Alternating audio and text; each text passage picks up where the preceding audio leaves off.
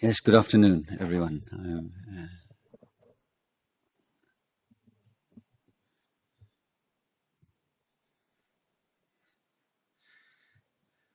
So as you've been meditating for a while already, I'll begin this session with a talk. I'm just thinking what I should talk about. I think I shall carry on a theme that I began in my discourse this morning, and it's the whole area of negativity. You may be familiar with the list of 3 main groups of defilement, mental defilement in Buddhist teachings, Buddhist psychology of alopa, dosa, and moha. And dosa is variously translated as hatred, anger, and so on. It's in this particular context, it's an umbrella term for every shade of negativity. So from the extreme violent anger and hatred all the way up to the slightest little blip in the mind in meditation, slightest movement away from some sense impression.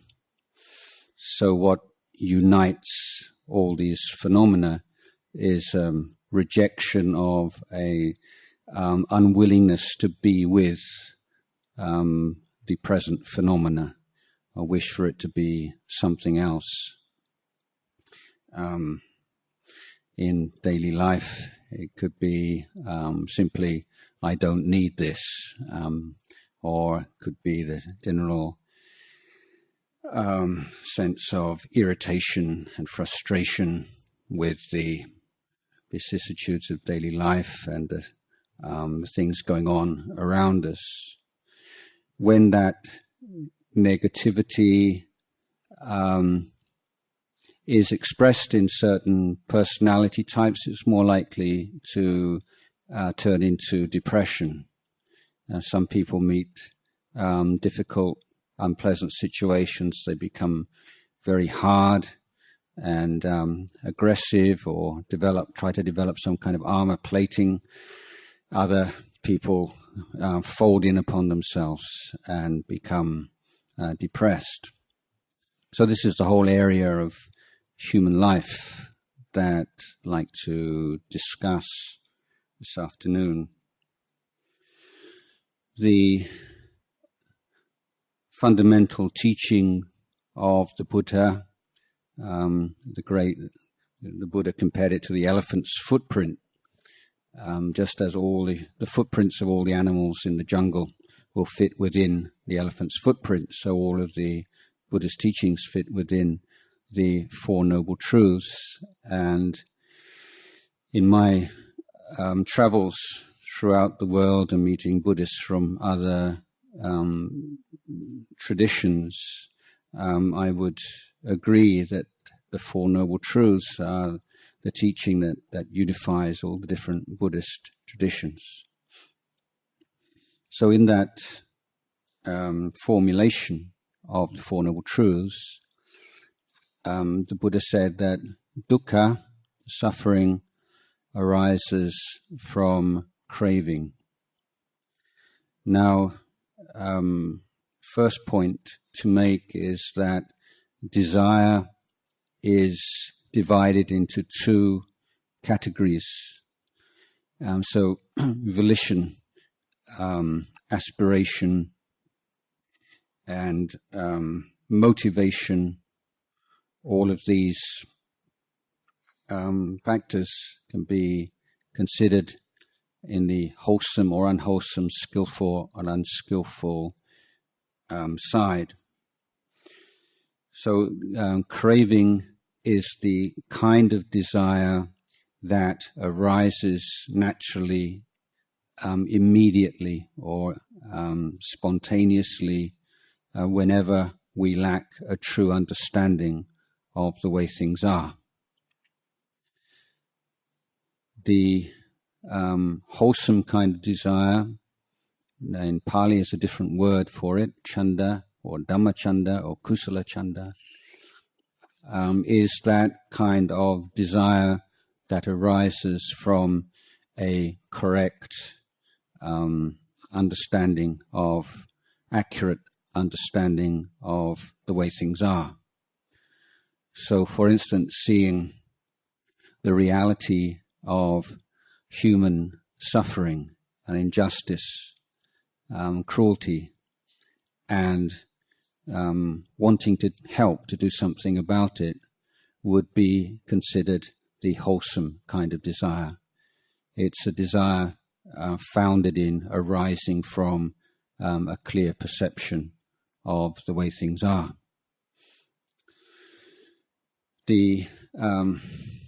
So when we talk about craving, the cause of suffering, we could perhaps even imagine a bracket or a parenthesis with the second Pali word, avijja, or ignorance, to remind us that craving is ignorant desire. It is the craving resulting from ignorance. So the Buddha is saying that there is nothing or nobody, there's no situation that can make us suffer. Because although the triggers or the external conditions would be a strong inducement to suffer, or would make it highly likely that we would suffer, or very hard not to suffer, there has to be an element of craving in our own heart. There has to be a lack of awareness of the way things are for suffering to arise. So the implications of this are wide-ranging, profound, I think very exceedingly interesting to reflect upon. I mean, what it means is that we don't need to see ourselves as the prey or the victim of any situation, because for suffering, mental suffering to arise, there has to be some kind of inner assent, or there is some inner condition which must combine with the outer condition for suffering to ensue. Now, at the time of the Buddha, there was the word Buddhism hadn't yet appeared in the world, and the Buddha would most frequently refer to his teachings as the Dhamma Vinaya.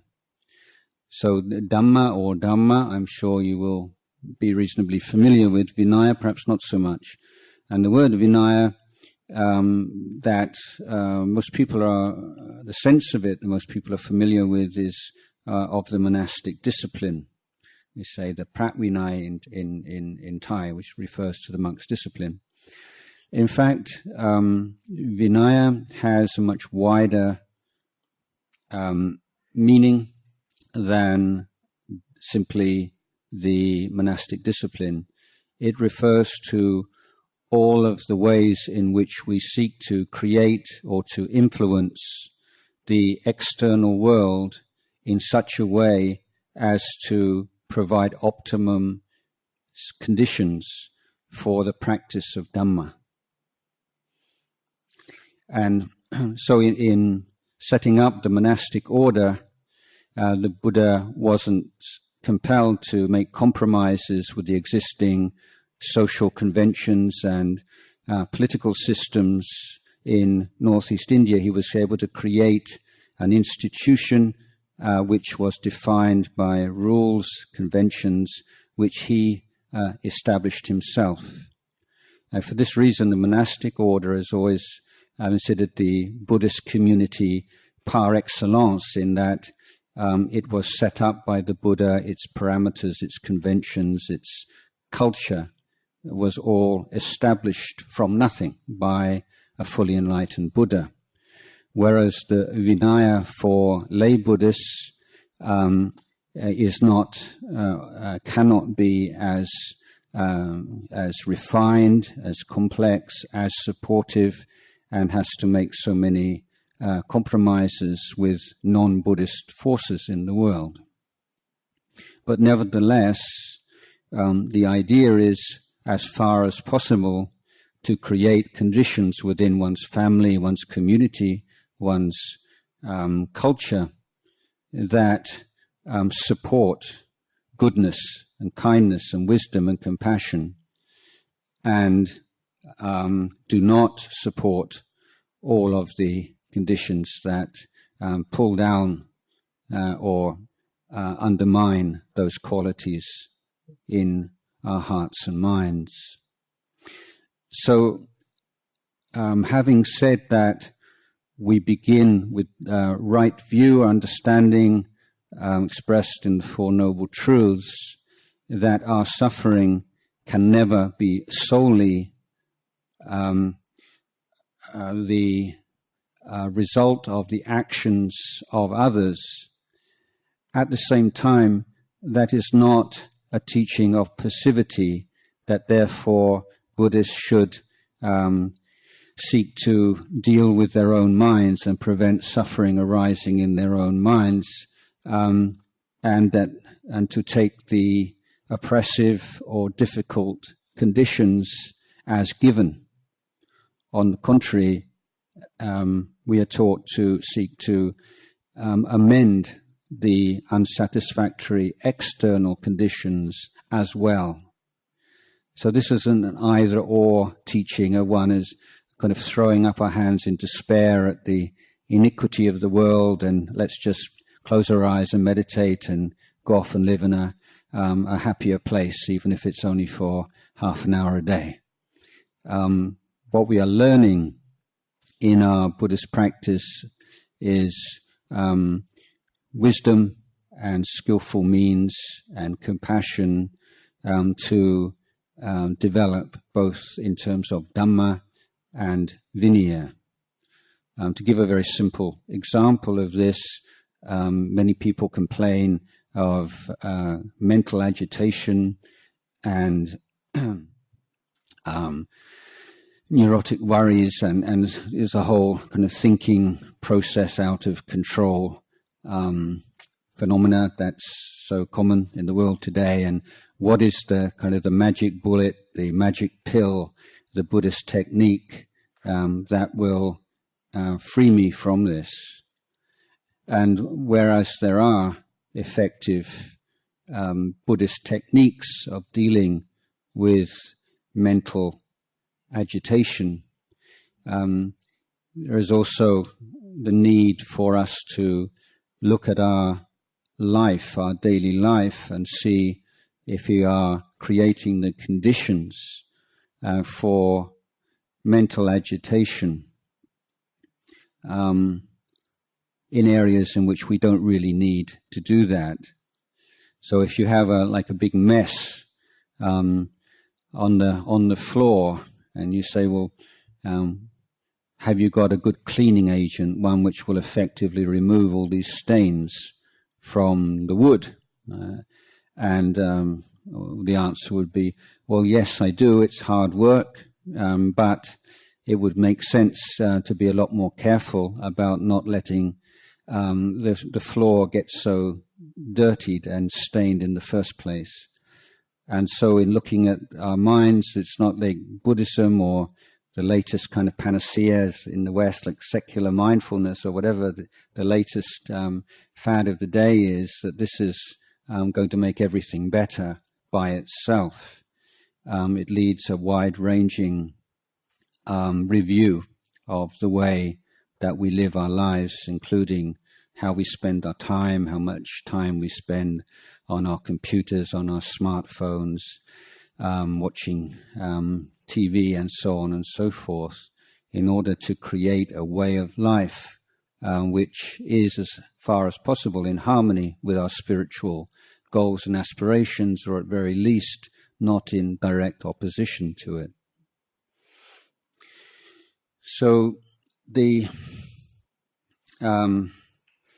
area of anger, then, that is considered a mental defilement, and one which can only arise when we don't see things clearly. So I think it's common in many cultures, particularly Western influenced cultures these days, to discriminate between destructive anger and constructive anger. There's the idea that if you're in a situation where, for instance, a long ongoing struggle, say a social struggle against injustice, that anger is needed to provide the sort of energy and endurance you need to stay in and keep going in this struggle for a long period, that greed provides energy and motivation.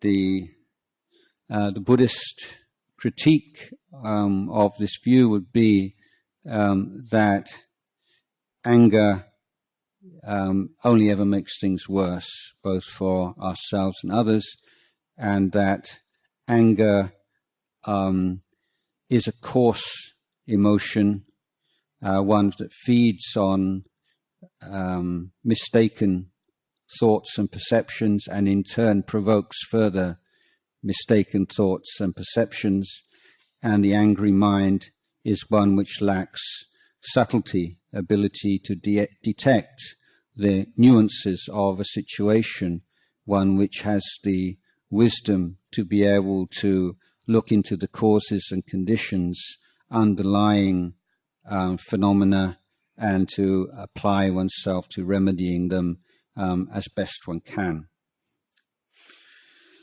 So the first step to eliminating anger is to want to eliminate anger, or to see the value of it, or to see it as one of one's main spiritual goals in life. So as long as we think, well, anger is actually good in such a case and maybe not always such a bad thing, then we will never really make too much headway with it, because the mind is such a tricky and dishonest organ in its untrained state, that we can always find some excuses. So we might say it's like a zero tolerance attitude to anger. Say if we think it's legitimate or tolerable in such a situation, we're lying to ourselves, and we shouldn't believe our mind at that point. So if we do see this and are interested in practicing in this way, then how do we deal with it, practically speaking? What are the steps to finding freedom from anger and negativity in our life?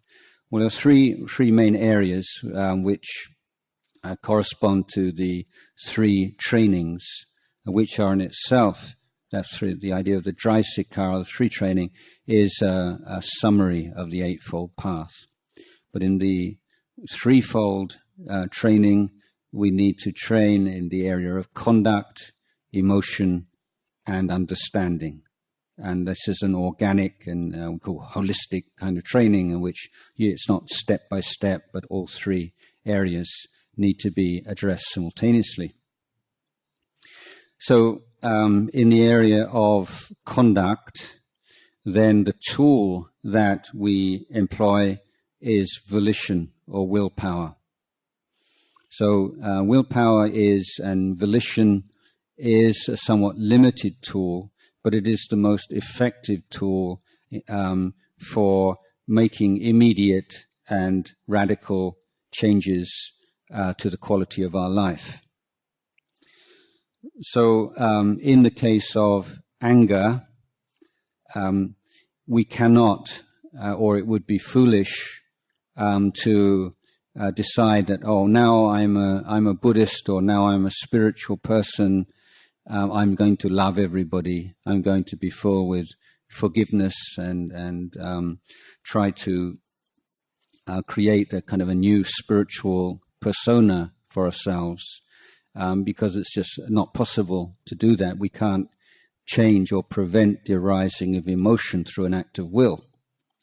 But what we can do is we can make changes to our conduct.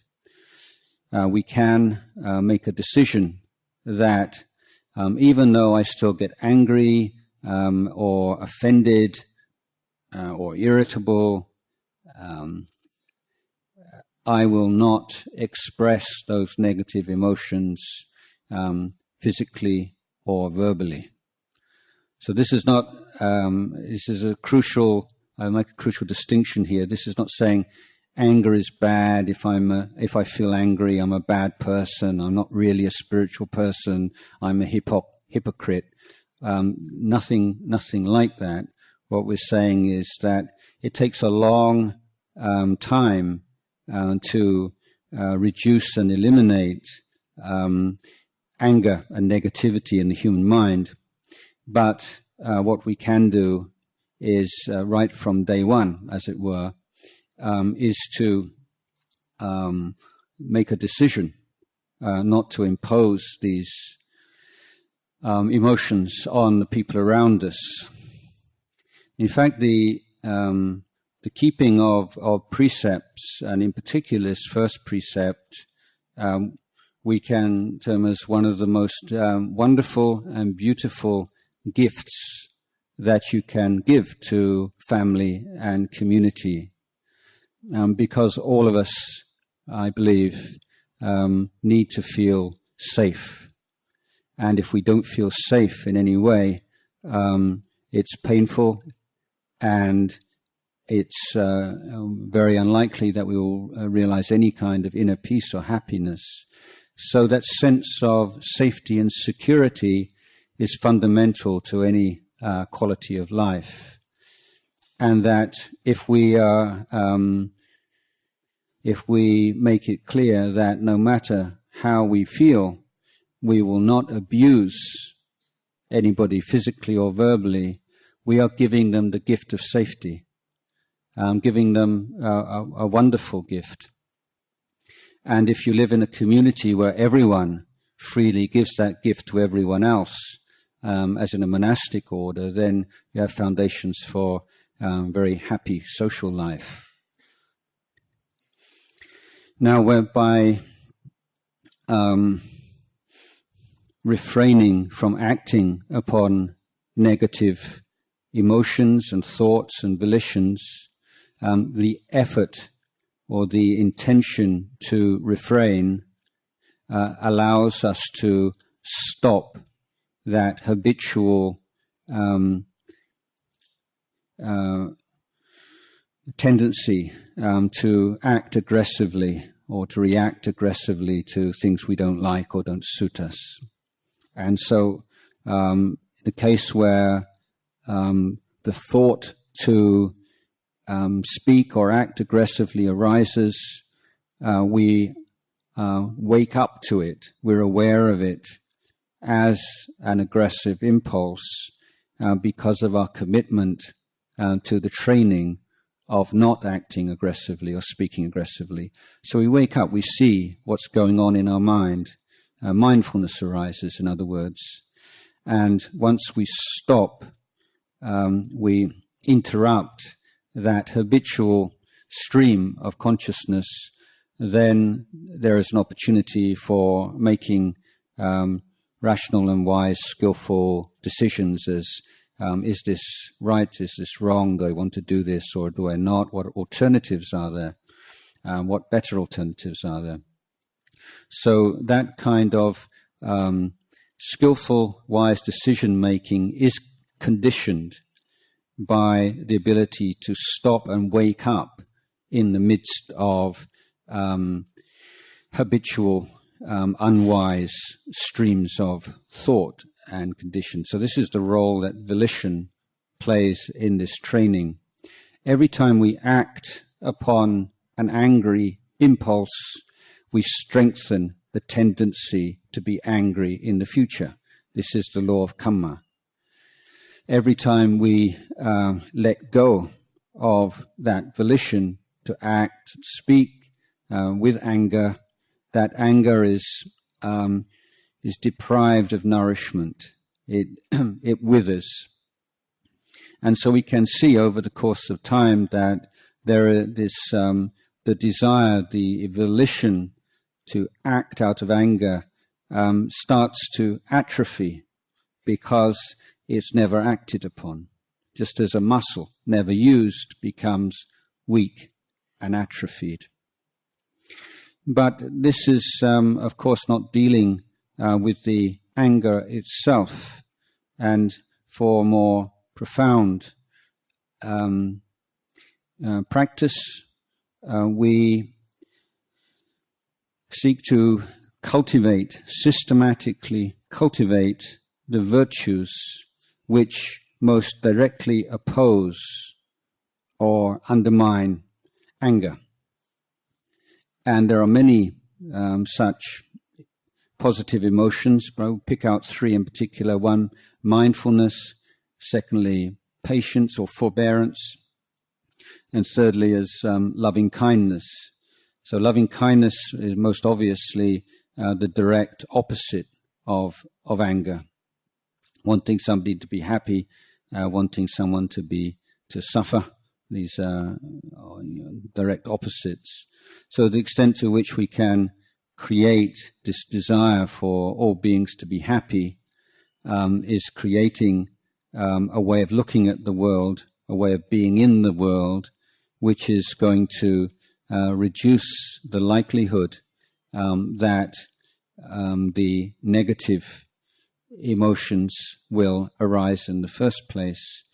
Similarly, before we get really angry or lose our temper, there are almost always indications beforehand that we are starting to follow, we've entered upon the path towards anger and temper. And often these manifest as tension in the physical body. And the area of tension will vary from person to person. It might be in the shoulders, in the arms, in the tummy. It can be in different areas. But if you have sufficient mindfulness to observe where the first physical manifestations of anger arise, that becomes your early warning system. And as because often the thinking is not manifest in such a way that you can have some really angry thoughts going on, but the physical manifestation comes first. And if we can catch it there, it's much easier to let go of. Forbearance, patient endurance, is absolutely essential. In fact, the Buddha singled it out as the supreme incinerator of defilements. So that's the ability to, in Ajahn Sumedho's excellent definition, the ability to peacefully coexist with the unpleasant. So when you have angry impulse or just full of self-righteousness or whatever, and just to be there with it and just to experience it fully without trying to get rid of it, without indulging in it, just being with it peacefully, that is khanti, patient endurance. It's not just sort of gritting your teeth and preventing some kind of explosion. But the true khanti is that being able to be at peace with something which we find oppressive or difficult or frightening even. So these are all areas in which we are developing positive emotions which most effectively deal with the negative emotion. But behind the negative emotion, there are certain ideas, certain ways of thinking, certain attachments, which will always provide a resurgence or reappearance of the anger whenever we lose our mindfulness or become slack and lax in our practice. So for a complete elimination of the anger and all the kinds of negativity, then we need to be looking at this area using our wisdom faculty, both in on the level of discursive, investigative thought, and in the peaceful mind which has gone beyond thinking, the mind which is both peaceful but very sharp and clear, and able to examine phenomena in a non-discursive, non-verbal mode. So that first kind of wisdom we call yoniso manasikara, for those of you interested in the technical terms, and the second level would be in the area of vipassana. So in our investigation of anger, we can start off by simple pros and cons investigation. And for instance, we can reflect upon the physical effects on our bodies of allowing ourselves to be angry or indulging in anger, and the relationship or the correlation between anger and heart disease and even cancer. The fact that when we are angry, we release poisonous toxins into our bloodstream. So we literally poison ourselves every time we become angry. So this is preliminary investigation on the physical results of anger. We can also reflect that just as one single match, once lit, can destroy a forest of thousands and thousands of acres or square miles, similarly, one moment of anger can consume all of the merit and the good karma that we have accumulated over many lifetimes. So to develop a sense of healthy fear of anger, there, just as a slight digression, I'm always looking for more satisfactory translations of Pali technical terms, and there are two important terms, hiriotapa, which are difficult to translate because if we to translate them directly as fear and shame, they're not very inspiring kinds of things for us to aspire to, mostly, I think.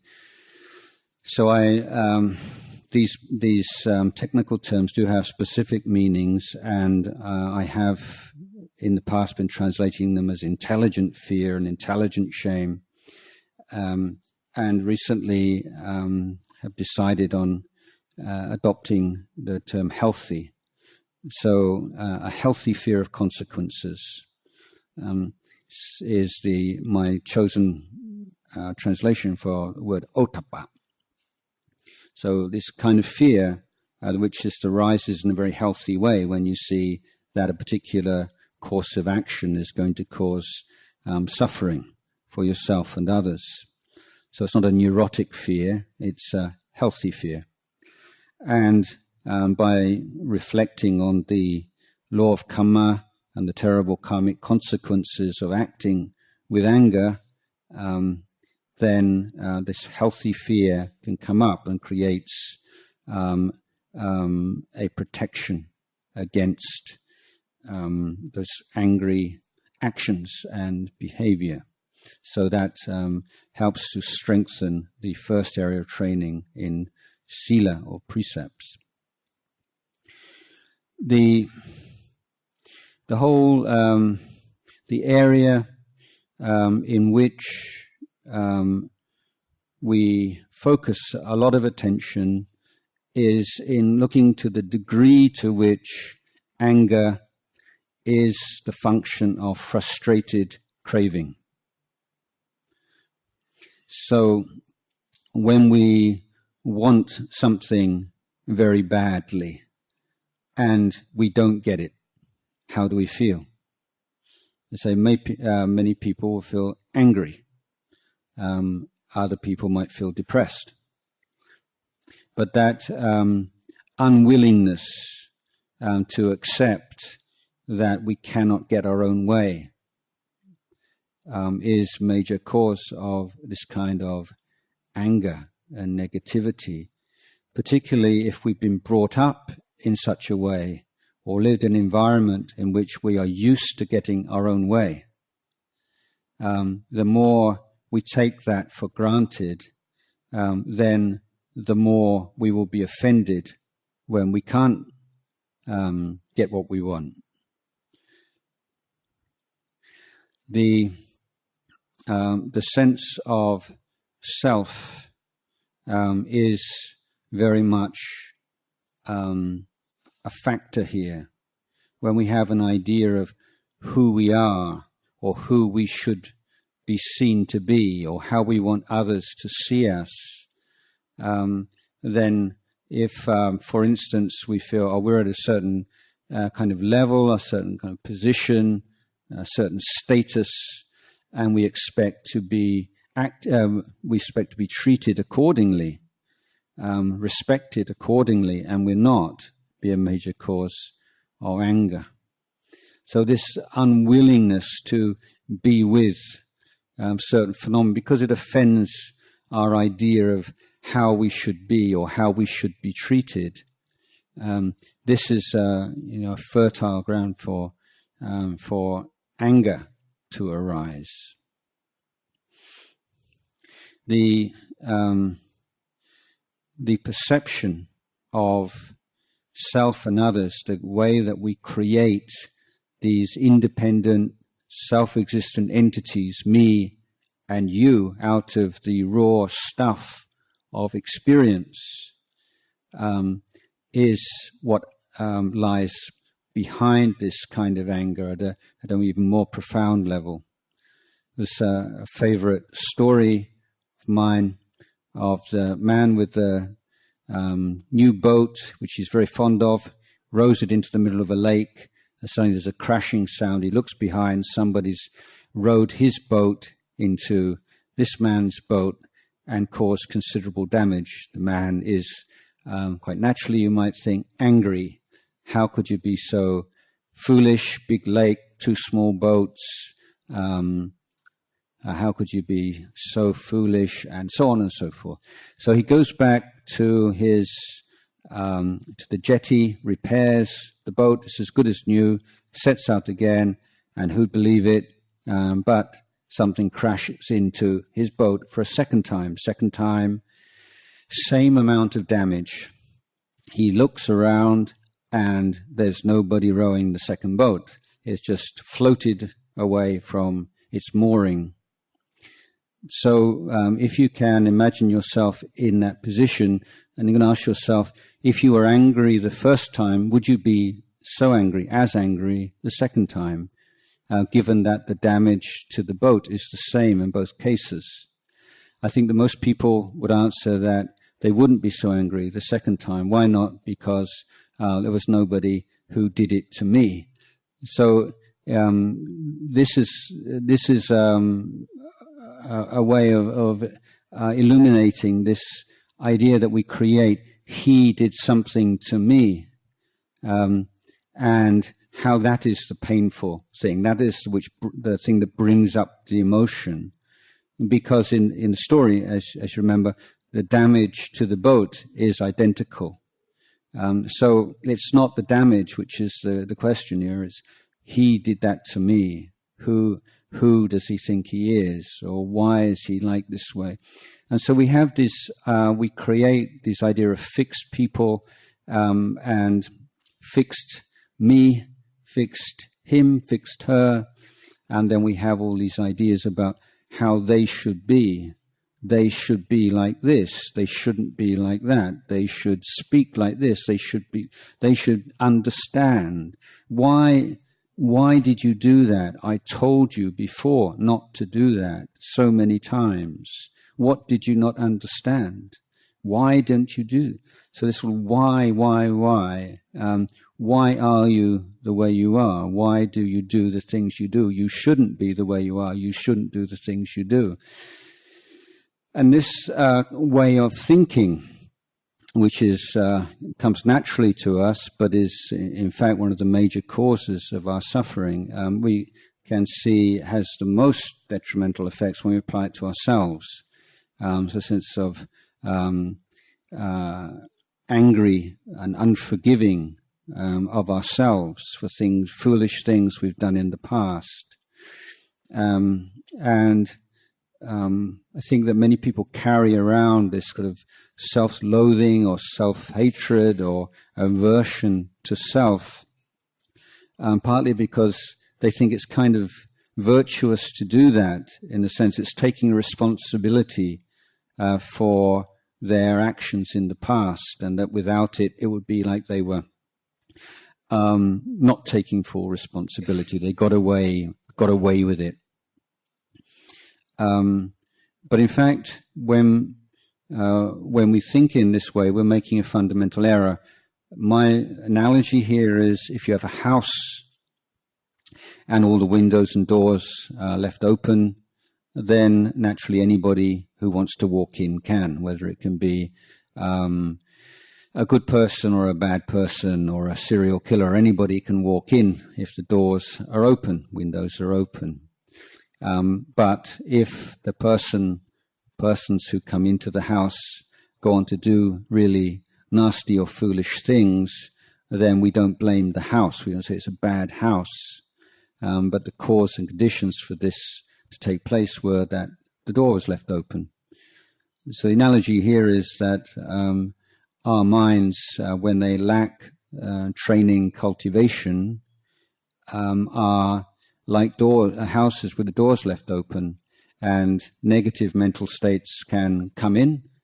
And if the positive mental states have not been systematically cultivated, negative mental states will overpower them.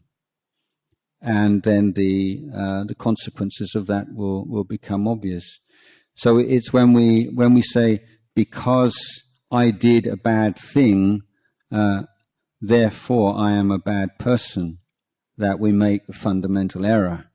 Bad actions occurred because of all the causes and conditions that preceded them, the extent to which we had developed wholesome, skillful mental qualities, the extent to which we had indulged in unwholesome, unskillful mental states, both in this life and previous lives, led to that particular event.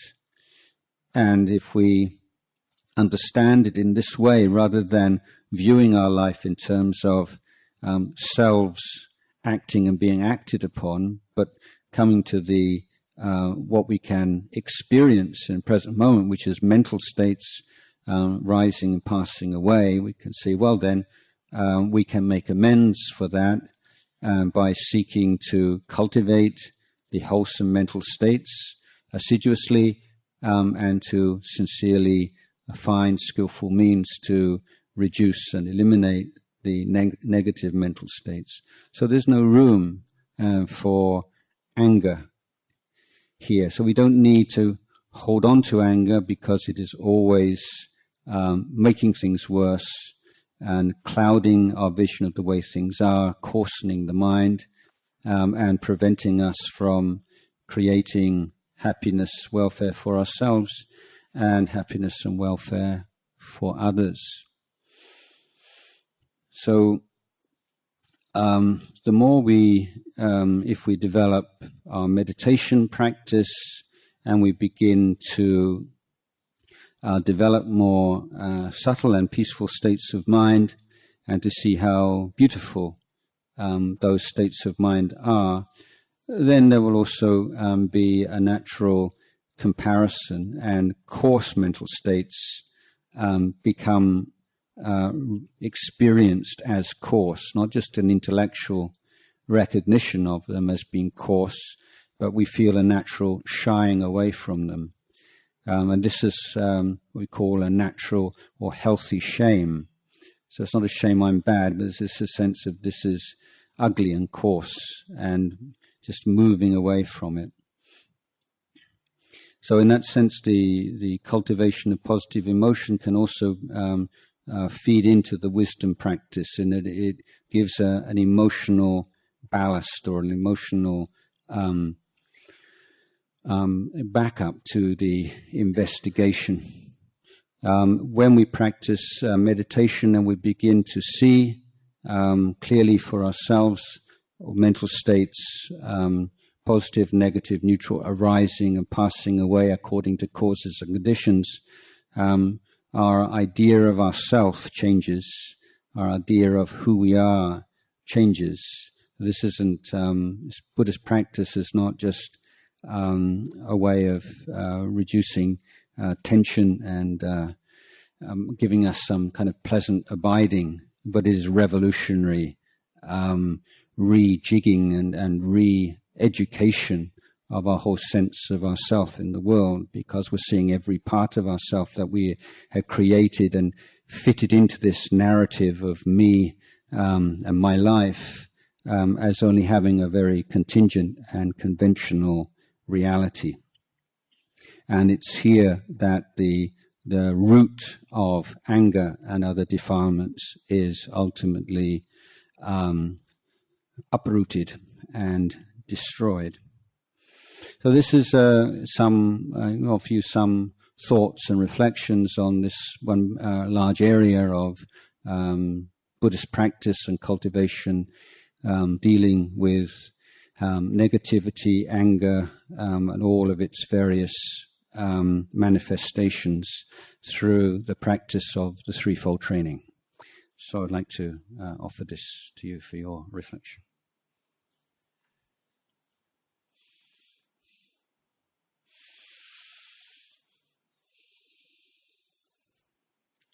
So we have some time for discussion, questions and answers.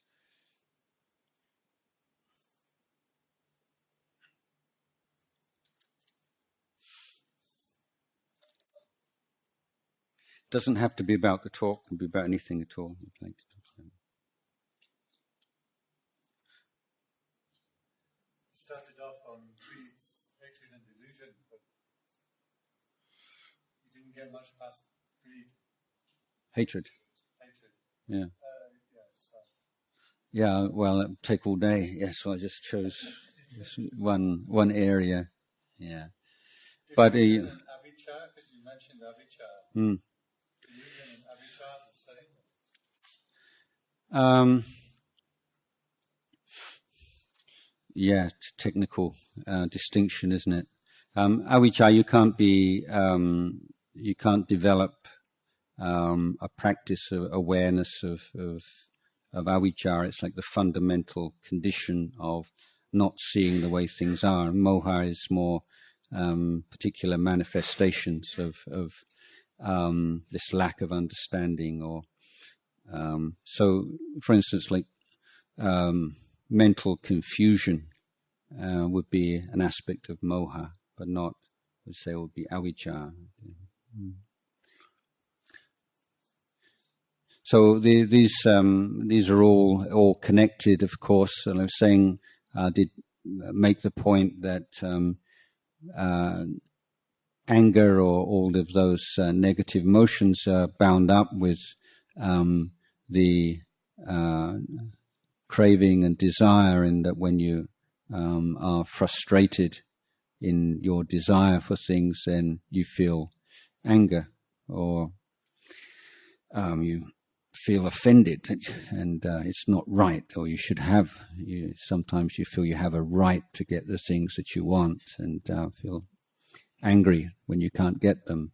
Or both that desire and that anger are underpinned by this delusion that you are somebody who will gain something.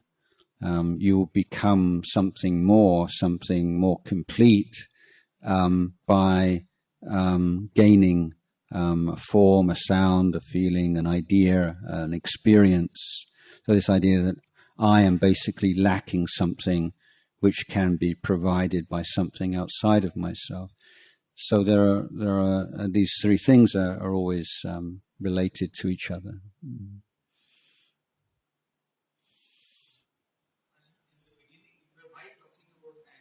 In the beginning, it seemed to be that you're talking of freedom from anger. Yes. Practice. Towards the end, it seemed to be that you seem to say that freedom from anger happens naturally as the result of understanding, and that seems to be the sense I get also, that only understanding can lead to really freedom from anger. And trying to practice freedom from anger doesn't quite free anybody from a doership. There is a sense of doing, whereas when wisdom leads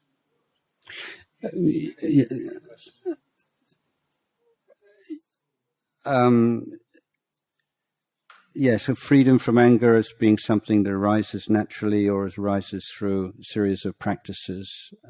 What I was trying to point out was that we have to begin with our actions and speech, because as long as we are acting upon angry impulses, expressing them, we're feeding them. And so we never are able to develop the power of wisdom as long as we're feeding that anger at the same time. It's like one step forward and two steps backwards. Or if we're expressing anger a lot, often we won't even want to meditate, or we won't even want to use the wisdom, even if you know how to do it, because it just makes you feel worse. And if somebody's constantly acting upon their anger, then almost inevitably they'll build up a whole series of justifications for it to make it feel okay, because we need to feel some sense of self-respect. So when we act in ways which undermine our self-respect, we create a new story to make it all right. Everybody does it. It's normal. I'm under a lot of pressure. I'm this and I'm that. So apart from creating the kind of safe environment in which you can conduct this more subtle investigation, you have to create external environment which is supportive first, and not acting upon anger and living in a place where you don't feel that you're going to be treated angrily is a condition for that. Yes, the investigation, the wisdom, and understanding of anger is ultimately what produces freedom from anger. But how does that wisdom, how does that understanding arise? What are the causes and conditions for it to arise? So it's not, I mean, we can say we know the answer, seeing the arising and passing away of anger as being impermanent, not self, and suffering is ultimately the way that anger disappears. But how do you get there? It's like you say, we know what the view is from the top of the ladder, but how do you get up there? And so precepts and developing mindfulness and patience and loving kindness, all these things are providing the foundation on which that kind of wisdom can really be most effective. So if you apply wisdom and understanding in an intellectual level, but without that emotional maturity that comes through meditation practice, it won't really penetrate the sense of self, which is what underlies anger ultimately. To be able to see through the way that we create this sense of self moment by moment, then that's an organic practice which requires practice both on the level of conduct and emotion and thinking and so many different things, all harmonized together. Does that answer your question or not really? You see. Go ahead. No, please carry on. Did you want to say something more? Yeah. So, first you do it as a doing, but actually you just wait patiently for wisdom to really mature and natural. No, it's all involved. It's all keeping precepts gives rise to wisdom, because, for instance, you have a volition not to shout at someone when you're angry. Okay. So that's merely on the level of willpower. No matter how angry I am, I'm not going to shout at that person. But you used to shout at them. So you have the momentum, you have that habit. So somebody does something really foolish or dangerous, and you're about to shout at them, and then you realize, you remember, I've made a determination not to shout at people. And so what do? You just feel the tension in your body. Everything's, kind of forcing it out of your mouth, but you're patient with that. You're not repressing it, or you're just being with it and just realizing physically how it feels, and then it passes away. And that's wisdom. You can see that intention to shout arises and passes away. You don't have to act upon it. And once you have pass through that, your mind's very calm, and then you can make some very good choices about what's the best way to deal with this situation. If I don't shout, well, should I say something right now or wait for another time? Is something that needs to be done immediately? So your mind has all kinds of choices. The angry mind doesn't have choices. So that's a wisdom practice. You're learning something about expression of anger, dealing with emotions, what are the conditions for intelligent response to situations, all beginning with this practice of not expressing anger physically or verbally. Similarly, the development of mindfulness, as I said, where you're becoming sensitive to the physical cues that precede anger and being able to deal with them there and then. The extent to which the cultivation of thoughts of loving kindness inhibit the arising of thoughts of anger. You develop a new habit, a habit of kindness rather than a habit of anger. You begin to see through your investigations, after you've been angry or something, you go back and you have a look at it. What was really going on there? I really wanted him to do something, and he did something else. And so there's my frustrated desire, not because he was this and he was that, but because of the expectations and the desires that I brought to the situation.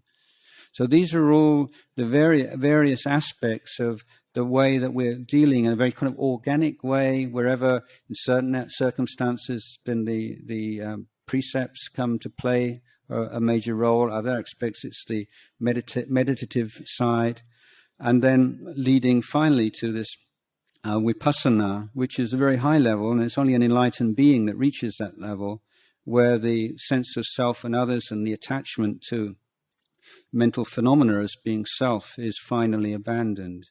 But that's a long way in the future, that kind of intuitive understanding. And so we need to be working on all the different levels at the same time. So it's hard work. It's not something that will just arise naturally.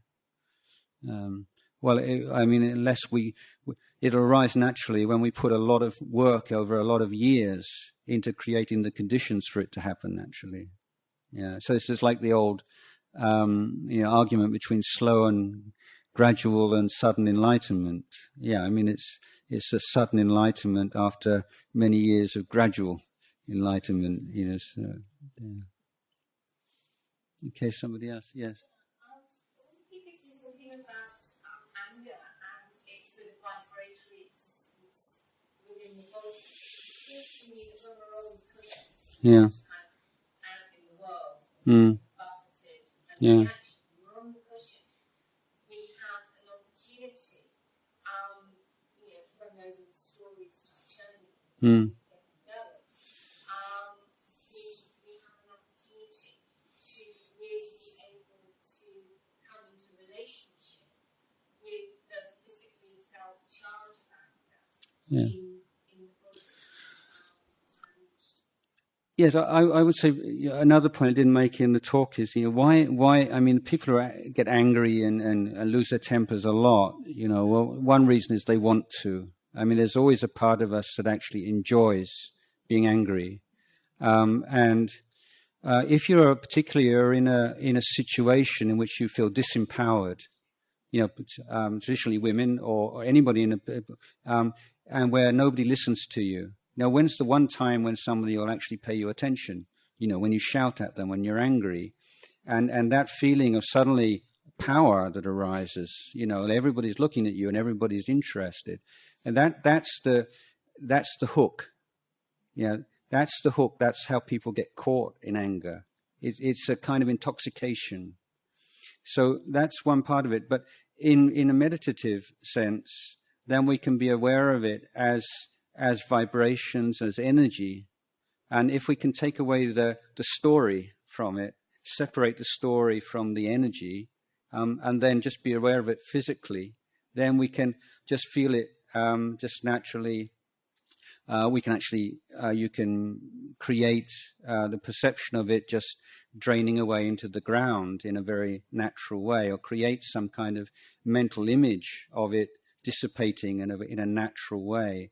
So there are a lot of practices in which we can use our imaginative powers and create stories and images that can deal with physical energy. Or in case of dealing with a lot of thinking, one of a nice technique is if you catch yourself, when this kind of going on, and just imagine that the words, if these are predominantly a verbal stream, if you can imagine those words as being written in water, and then you don't have to do anything, but it just happens naturally.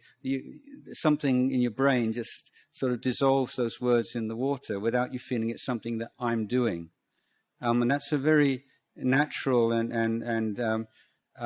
enjoyable way of just dissolving thought.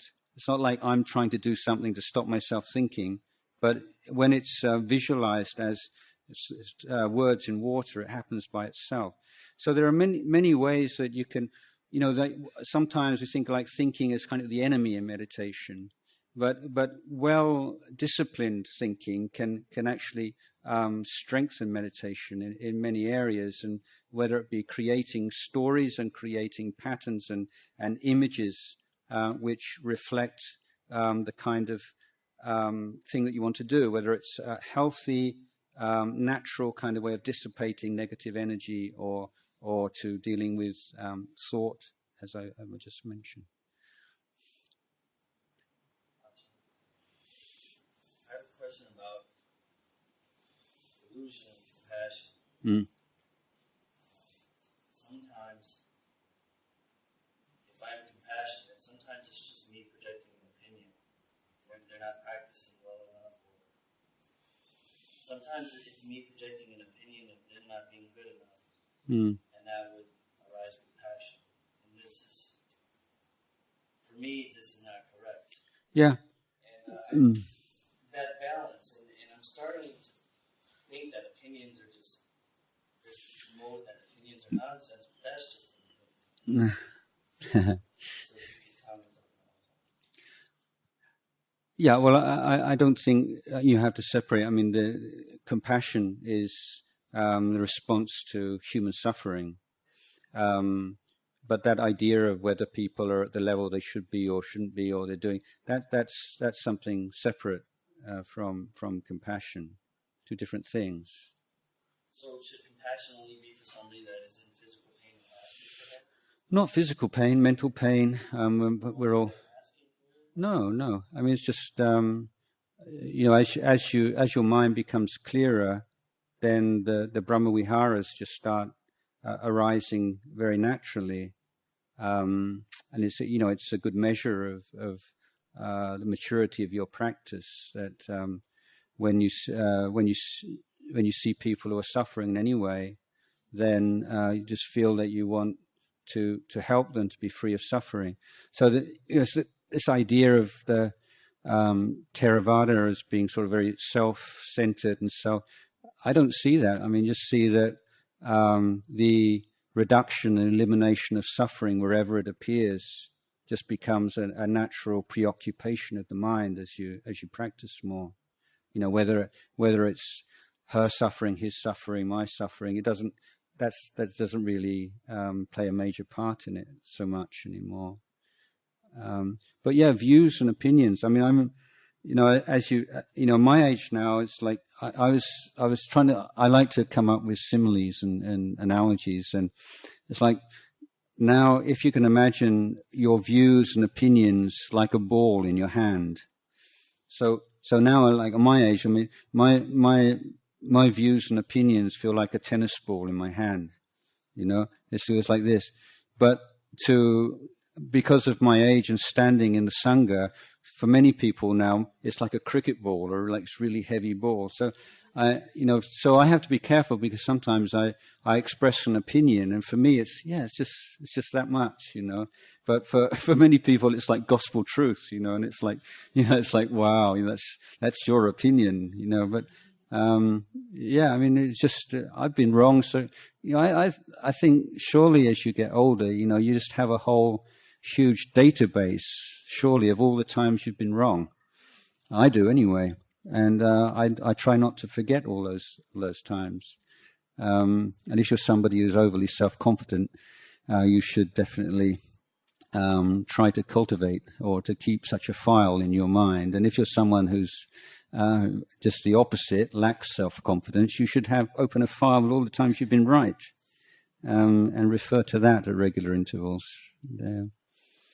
Yeah, but just to see, we're always going to have opinions.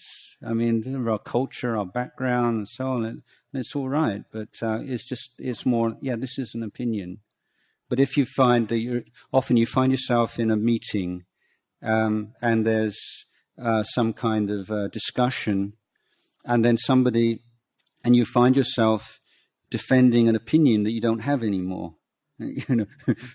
Because it's bound up with a sense of who I am and how I'm seen by the other people, and having to maintain a certain kind of level, or image, and that's when opinions become, a burden and can become difficult.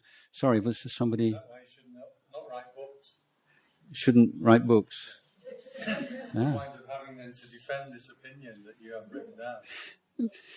No, I read something I really liked. Somebody was accosted, and they said, well, what you're saying now is very different from what you wrote in a book 10 years ago, or something. And he says, yes, well, when I get new information, I change my mind. What do you do? I think that's a really good answer, yeah.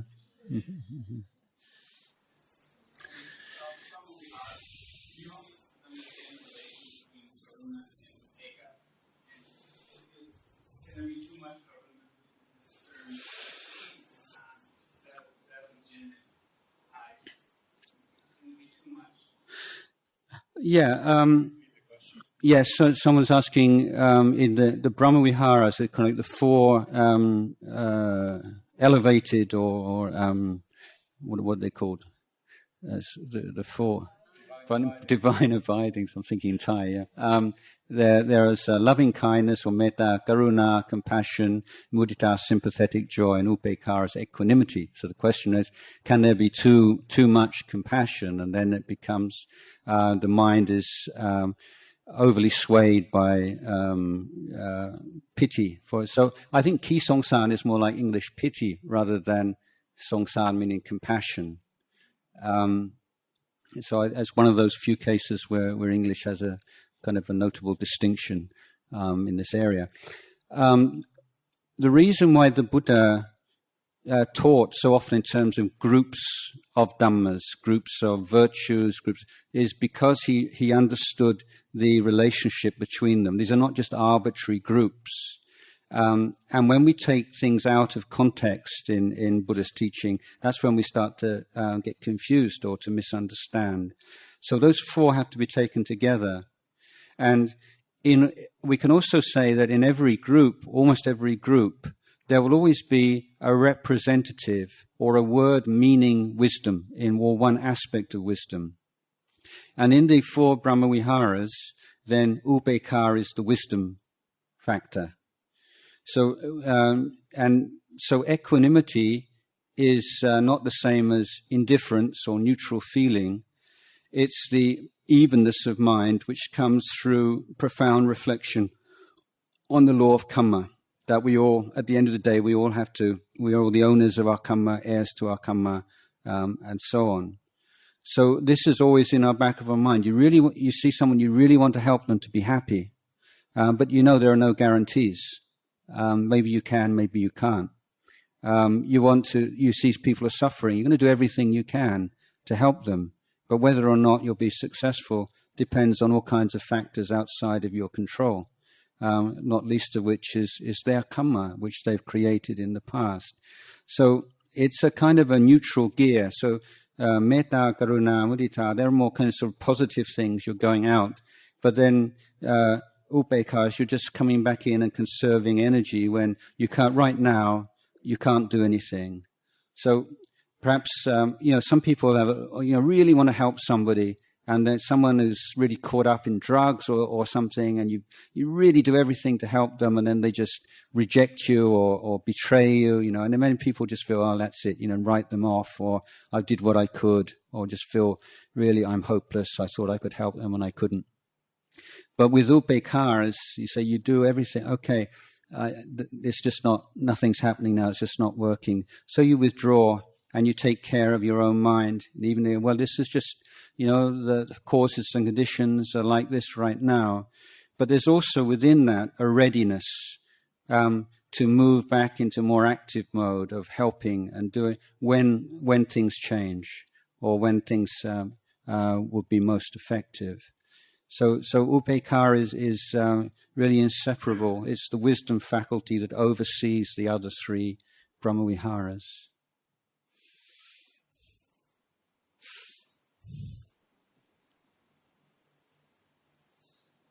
I'm not sure that my awareness is right view or not.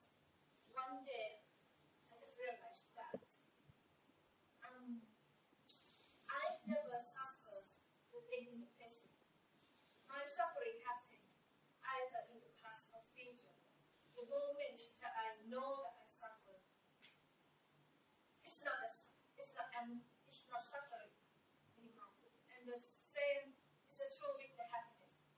Even now, I know I'm nervous. But when I said I know the nervous happiness, and in that moment, I was nervous. Mm-hmm. Yeah. So it just, for me, I just realized that in the present, there is no happiness or suffering for me. I always suffer things in the past or future. I don't know. So I don't know, is it right way or not?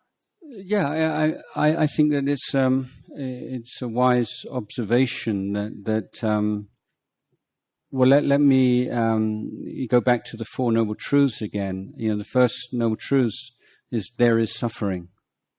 It's not I am suffering. I am suffering is not an insight into the Four Noble Truths. Everybody knows I'm suffering. But it's the I which is the suffering. Okay, so when we think, I am nervous, the suffering is in the sense, there's me, the person who is nervous. But when you're just mindful of that sense, it dissolves, but then it comes back again. So it's, the question is, how do we go beyond that whole, what Buddha calls I-making and me-making? Because we make I, we make me, moment by moment. But with the establishment of mindfulness, it's like we step back from that just for a moment and see at least a glimpse of what it would be like for freedom from that I-making and me-making process. So it's not like, not so much, I don't think it's like present, past and future, although I can see how you would explain it that way. But it's more that when you were aware, then you weren't making that sense of me. And that was the freedom from sense of me just for a moment. Anyone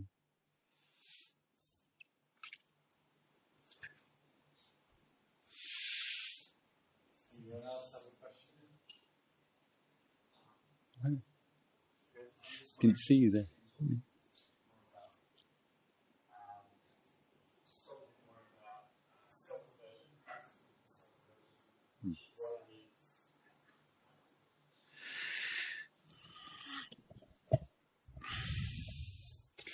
Self-aversion is a particularly toxic form of self-indulgence. It's the flip side of narcissism.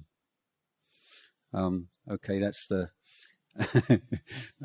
pretty harsh view. It's based on this idea of me, this person who is a certain way, who has certain qualities, and what I'm trying to explain is from Buddhist point of view, that's something we construct. We construct this idea of ourself as being a certain way, but if we come to look very closely at our mind and our body in the present moment, which is all we've really got, then it kind of dissolves. Where is it? We can't find it. And so when we create an idea of something, and that becomes the filter through which we experience the world. So with any kind of bias, cognitive bias, it's the same. If you like something, then you tend to pick up on all the information that is positive, and you censor out the negative. So if you have your idea of yourself as being a particular way, like a negative way, then you're biased to pick up on and make something out of all the experiences and things which correspond to that, and to explain away all of the experiences which oppose that view of yourself. So Buddhist idea is really to say, try to open up and to give equal weight to your experience, and to see whether that negative idea about yourself really stands up to that. So it's not saying you shouldn't do that, but saying, are you really sure that that's an accurate description of yourself, or how, for its other people? So I think that in a way, for some people, just as in Thailand, there are a lot of people who are very lack of real intellectual understanding of Buddhist teachings, but have been influenced by them, like they're in their blood. There's, for instance, a sense of generosity that permeates this culture. For me, is an influence of Buddhist teachings over the years, and many other sense of tolerance, of diversity, these kinds of things that people have just naturally without being able to explain or to give a Buddhist teaching to support them. One of the things in growing up in the West, even in what in many cases is a secular culture in England, or even post-Christian culture, as some people call it, is that influence of idea of original sin is still very strong, even with people who don't go to church or don't feel any. And this basic idea is fundamentally, the inner, most private part of me is bad, And so you can see this if you do.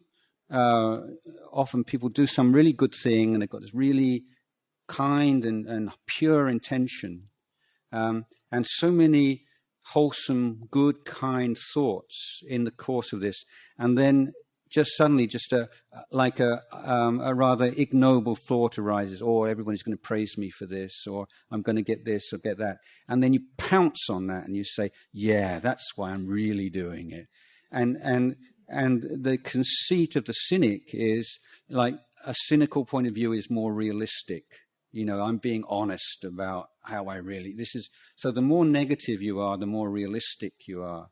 This is some of the kind of, underlying conceits we have in the West, I think. And this idea that one nasty, ignoble thought is more real than 100 kind and positive thoughts. So if you just give equal weight to them, then I think that without sort of saying just be positive and don't be so hard on yourself, but just say look really closely what's going on in your mind. Is it really appropriate to have that kind of negative, or is it just a bias that we created and we've been feeding for a long time? Because that's certainly how I see it.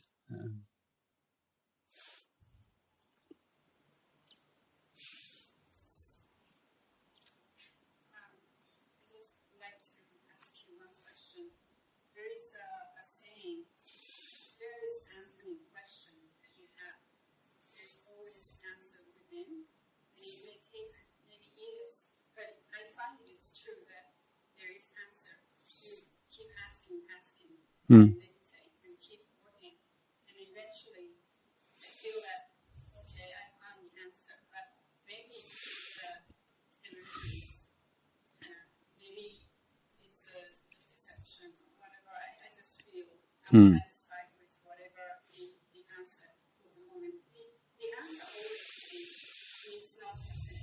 It just keep on and on. But I like to see how you view on the same, question that you have. You always have the answer within.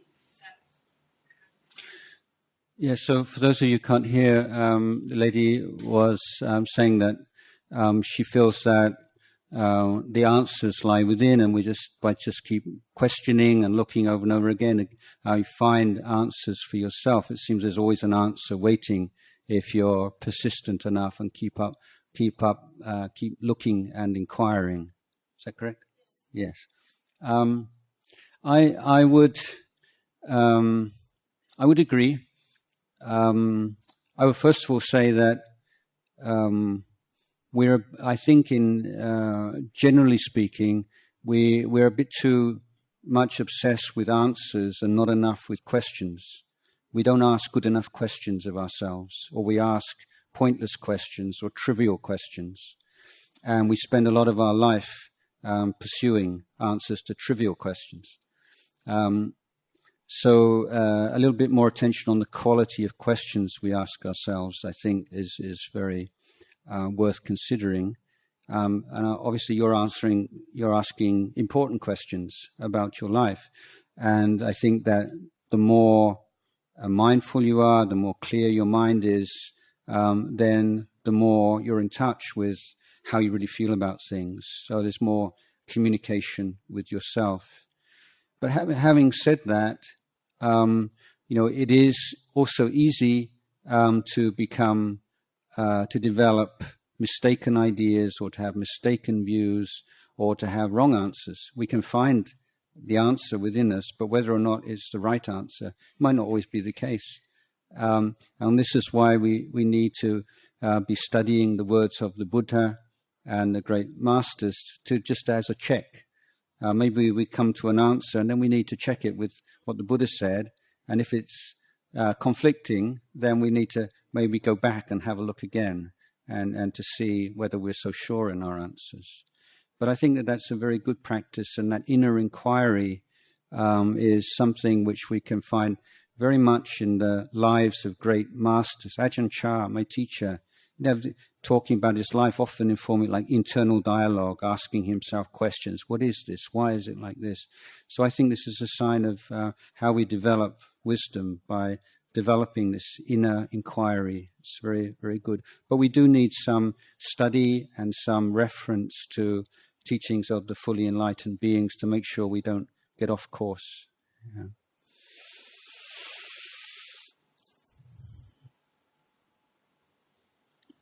One more question? 3 o'clock. So one last question. I wanted to ask him about the military's government reform of Buddhism. So if anyone wants to stop me answering that question, now is the time. So what is it? I don't know. My point of view is whatever it is, I'll probably ignore it. Anybody else or everybody good? Okay, Mandy, you've got the last one. So following on from your question, how do we know when we're overthinking something? Because we're constantly asking ourselves, is there such a thing as overthinking? And if so, how can we sort of check ourselves or, have awareness about that, not going too far in the thinking and the questioning? Yeah, I think it's like overeating, isn't it? How do you know when you're eating too much? It's a feeling, when you start to go around in circles. I think that in many cases, it's good to have an arbitrary time limit for some really kind of knotty problem. And, give yourself a sufficient time. Okay, I'm going to give this a few days and I'm just going to really go into it, all the pros and cons, and listen to wise people, and then just leave it for a while and just calm down, just allow it to inwardly digest, and then after a few days after that, make my decision. But I think because certain topics are just endless, that all the ramifications and so many factors which you can't be sure about, that having some kind of a time limit on it is probably just a skillful means to use to make sure it's just not going to. Like a meditation sitting, I'm going to sit with this for a while and contemplate it. Yeah. And Yeah, and then as you jump in the bath, you say "Eureka!" and it's that kind of thing. So that's the idea. I think it's also, the thing about doubt as a hindrance is that the reason why doubt is such a tricky one is that when you're doubting something, you feel like you're being intelligent. Doubt, the voice of doubt is very similar to the voice of intelligent analysis. So recognizing doubt as doubt, doubt in the sense of going round and round and round, is very important, and seeing it as another mental state, but also to contemplate the fear we have of not getting it right, or the desire we have to be absolutely sure before we make a decision that it's the right one, and just to remind us that any decision, it's always a gamble. Even the most, you spend a week or a month thinking something through, at the end of the day, it's going to be a gamble. So that awareness or recognition of uncertainty, and that the world is out of your control, except for one very small segment of it, that I think helps to reduce the overthinking of things. Yeah. Who's in charge? Nobody.